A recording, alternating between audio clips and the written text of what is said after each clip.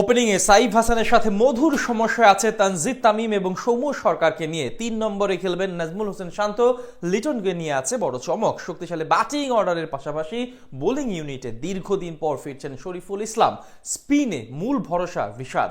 সব মিলিয়ে পাকিস্তানের বিপক্ষে প্রথম ম্যাচে কেমন হচ্ছে বাংলাদেশের সেরা একাদশ, সেটাই জানবো রিপোর্ট। একদিকে সৌম্য সরকার, অন্যদিকে তানজিদ তামিম, দুই বামহাতি ব্যাটারকে নিয়ে এক প্রকার মধুর সমস্যাতে আছে বাংলাদেশের টিম ম্যানেজমেন্ট। সবশেষ ওয়েস্ট ইন্ডিজের বিপক্ষে ঘরের মাঠে সিরিজে ব্যাট হাতে সর্বোচ্চ রানের মালিক ছিলেন সৌম্য সরকার। এদিকে সম্প্রতি ব্যাট হাতে দারুণ সময় পার করছেন তরুণ তানজিদ তামিম।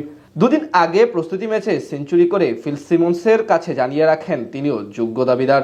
এই দুজনকে নিয়ে কিছুটা দ্বিধায় থাকলেও নন স্ট্রাইকে সাইফ হাসান থাকবেন তা অনেকটাই নিশ্চিত। সবশেষ বিসিএল ফাইনালে সেরা খেলোয়াড় নির্বাচিত হওয়া সাইফ ঘরোয়া লিগে দুর্দান্ত সময় পার করছেন, তাই পাকিস্তানের বিপক্ষে ওডিআই সিরিজে তার দিকে বাড়তি নজর থাকবে সকলের। এছাড়া ৩ নম্বর পজিশনে নামতে পারেন সাবেক অধিনায়ক নাজমুল হোসেন শান্ত, আর ৪ নম্বর পজিশনে থাকতে পারেন তাওহিদ হৃদয়। ব্যাটাতে তিনি অবশ্য আছেন দুর্দান্ত ছন্দে। বিসিএলে এক ম্যাচে সেঞ্চুরি করার পাশাপাশি ফাইনালে খেলেন ৯০ ঊর্ধ্ব রানের ইনিংস। সেখান থেকে পাকিস্তানের বিপক্ষে সিরিজে স্বাভাবিকভাবে তার উপর বাড়তি প্রত্যাশা থাকবে সকলের। এদিকে ২০১৯ ওয়ানডে বিশ্বকাপের পর আরও একবার ৫ নম্বরে ব্যাট করতে পাঠানো হতে পারে লিটন কুমার দাসকে। মিডল অর্ডারের সমস্যা দূর করতে এবার তার উপর আস্থা রাখতে যাচ্ছে টাইগার টিম ম্যানেজমেন্ট। ইংল্যান্ডের মাটিতে সেইবার ৫ নম্বর পজিশনে মোট ৪ ম্যাচ খেলে ১৬৮ রান করেছিলেন পাক্কা ৫৬ গড় এবং ১১২ স্ট্রাইক রেটে।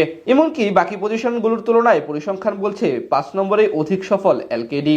তার সাথে ফিনিশার হিসেবে থাকতে পারেন দীর্ঘদিন পর জাতীয় দলে প্রত্যাবর্তন করা আফিফ হোসেন ধ্রুব এবং অধিনায়ক মেহেদী হাসান মিরাজ। এছাড়া স্পিন বিভাগে মিরাজের সাথে বড় নাম লেগ স্পিনার রিশাদ হোসেন। বল হাতে ঠিক স্বপ্নের মতো সময় পার করছেন ডানহাতি এই ক্রিকেটার। যেখানে যাচ্ছেন সেখানেই সমান তালে পারফরমেন্স করছেন, তাই স্বাভাবিকভাবে এই সিরিজে টাইগারদের সবচেয়ে বড় ট্রাম্প কার্ড হতে পারেন তিনি। এই দুজনের সাথে মিরপুরের কন্ডিশন বিবেচনায় তৃতীয় স্পিনার হিসেবে খেলানো হতে পারে বামহাতি তানভীর ইসলামকে। এখনো পর্যন্ত ওডিআই ফরম্যাটে মাত্র ৯ ম্যাচ খেলে ১৬ উইকেট শিকার করেছেন তিনি। রান খরচের হার ৪.৫-এরও কম। এদিকে তিনি